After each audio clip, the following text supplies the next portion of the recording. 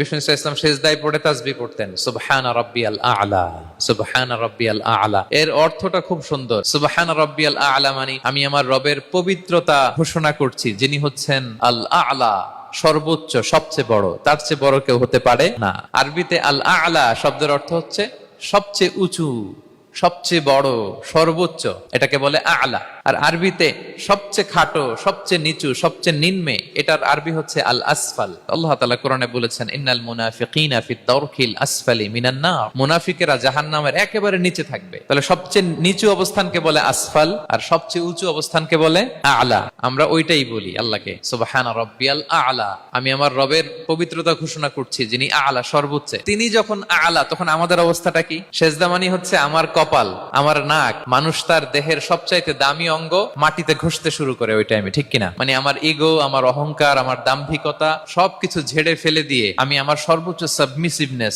Loyalty, আনুগত্য, humbleness, বিনয় আল্লাহর কাছে দেখাচ্ছি। সেজদায় আমরা যত ছোট হই, এর চেয়ে ছোট আর হওয়া যায় না। সেজদায় আমরা যতটা বিনয়ী হই, একটা মানুষ এর চেয়ে বিনয়ী আর হতে পারে না। এই তো নামাজ শুরু করলাম, আল্লাহু আকবার, এরপর রুকুতে জাস্ট বো ডাউন আর হেড, মাথা একটু ঝুঁকালাম, আর সেজদায় একেবারে মাথাটারে মাটিতে মিলিয়ে দিলাম। তার মানে আমি চলে গেলাম আসফালে। আসফাল মানে সবচেয়ে নিচে, আর সবচেয়ে নিচে যে আমি ঘোষণা দিলাম সুবহান রাব্বিয়াল আ'লা, মানে হে রব, আপনার প্রশংসা, আপনার পবিত্রতা, আপনি আ'লা। আল্লাহ, আমি আর নিজেকে এর চেয়ে তুচ্ছ করতে জানি না, এর চেয়ে ছোট আর করতে পারি না। আমি আমার নিজেকে উজাড় করে দিলাম, সবচেয়ে ছোট, তুচ্ছ, নগণ্য করে আপনার সামনে উপস্থাপন করে আমি ঘোষণা দিচ্ছি সুবহান রাব্বিয়াল আ'লা। পবিত্রতা সেই রবের যিনি আ'লা, সর্বোচ্চ। সুবহানাল্লাহ পড়েন।